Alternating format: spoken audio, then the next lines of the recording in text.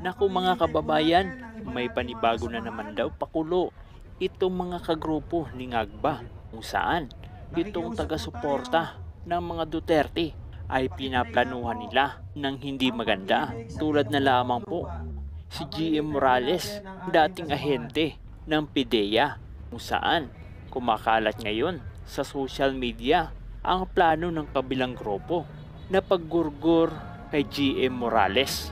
Grabe talaga kabayan, itong ginagawa ng kabilang grupo upang mapatahimik ang suporta para po sa mga Duterte. May kinalaman kaya ito mga kababayan sa darating na January 13, 2025 na kung saan ay magsasama-sama ang ilang mga religious group. Nangunguna na nga dito mga kababayan ang Iglesia ni Cristo na ayon sa balita ay magsasama-sama sa bahagi po ng Luneta Park. Ayon naman sa ating mga kababayan, hinihintay lamang po nila ang signal mula sa ating dating Pangulo at Vice Presidente ngayon kung kailangan na ba na magsama-sama ang mga Duterte supporters sa bahagi po ng Luneta Park, kung saan kapag nagsama-sama ang mga Duterte diehard supporter ay magiging balbo itong kabilang grupo na kung saan milyon-milyon na ating mga kababayang sumusuporta sa mga Duterte ang magsasama-sama at makikita po nila ang tindi at lakas ng puwersa ng bayan laban sa mga nakaupong mga kongresista, senador at mas mataas pang posisyon na hindi pang masa ang kanilang ginagawa sa ating bayan mga kababayan, na kung saan ang iniisip lamang po nila ay talagang lumago ang kanilang bulsa upang mangolekta, mangamkam ng pera ng taong bayan para sa kanilang pansariling interes. So ang ginagawa nila sa mga supporter ng Duterte ay pinapahina nila ang kanilang loob, pinapahina upang hindi suportahan ang mga Duterte. Nang sa gayon, ang kanilang plano ay hindi mabulgar, ang kanilang plano ay hindi kumalat. Nang sa gayon, ang mga sumusuporta sa kabilang grupo ay mananatiling sa kanila dahil nga napigilan na yung pagkalat ng mga impormasyon na makakasira sa kanilang grupo, at yun ang ginagawa ng kabilang grupo, pinipigilan mga taga-suporta ni Tatay Digong at BP Inday Sara Duterte upang hindi malaman ang kanilang puwersa. Unang mga naniniwala kuno sa kanila na ganito ang kanilang ginagawa.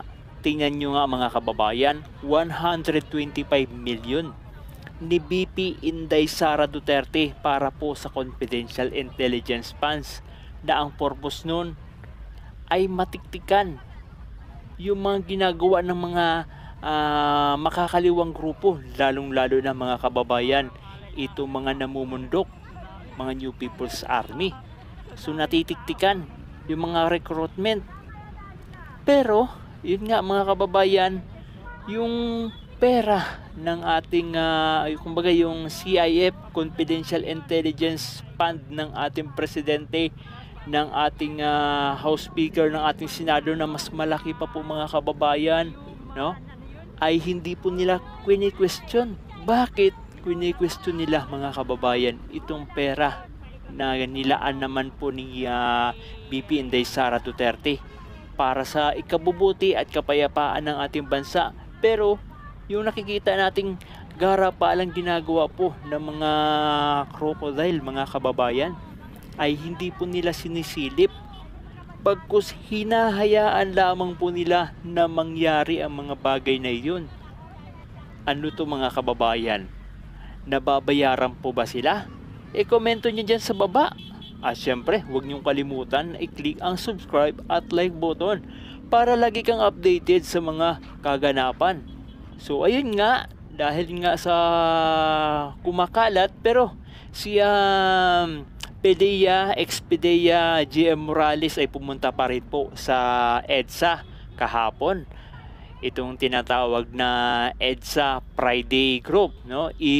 EFG na kung saan talagang pumupunta sila diyan para suportahan ang ating VP Inday Sara Duterte, ang siyempre yung taong bayan, at ihayag kung gaano ang mga nangyayari sa ating bayan. Kasi mga kababayan, kung hindi siya titindig, kung hindi ako titindig, kung hindi ka titindig, sino ang titindig para malaman ng ating mga kababayan, lalong-lalo na yung nasa malalayong lugar, ang mga kaganapan dito sa ating bansang Pilipinas, lalong-lalo na dito sa may bahagi ng Metro Manila. No? Kaya mga kababayan, suportahan natin, no, yung mga tinatakot para bumaliktad, suportahan natin para hindi sila matakot sa anumang pagbabanta na ginagawa ng kabilang grupo para bumaliktad itong sumusuporta sa mga Duterte, lalong-lalo na kay BP Inday Sara Duterte.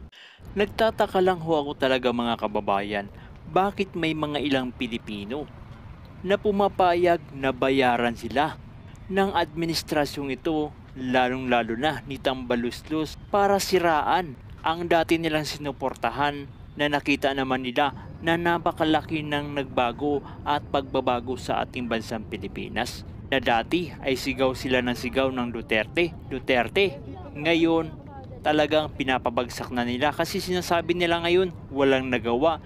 Samantala mga kababayan, nung time ni Tatay Digong, sigaw ni sila ng sigaw na grabe yung nagawa ng Duterte administration. Pero ngayon, nasaan na? Nasaan na yung sinasabi niyong may nagawa? Bakit kayo bumaligtad? Kahit alam nyo naman mga kababayan, no? Alam naman ng ating mga ilang Pilipino na napakalaking nagawa ng Duterte administration sa ating bansang Pilipinas. Isa na dito mga kababayan yung droga. Although na hindi talaga masusugpo yun ni Tatay Digong ng mabilisan. Kung milyon ba naman yung ating mga kababayan, napakarami ba naman yung mga turugista dyan, kakayanin ba yan ng mabilisan? So hindi. Lalong-lalo na kung merong mga opisyal na may hawak sa gobyerno na konektado dyan sa mga drugs na yan. So kailangan talaga magkaisa ang sambayan ng Pilipino mga kababayan.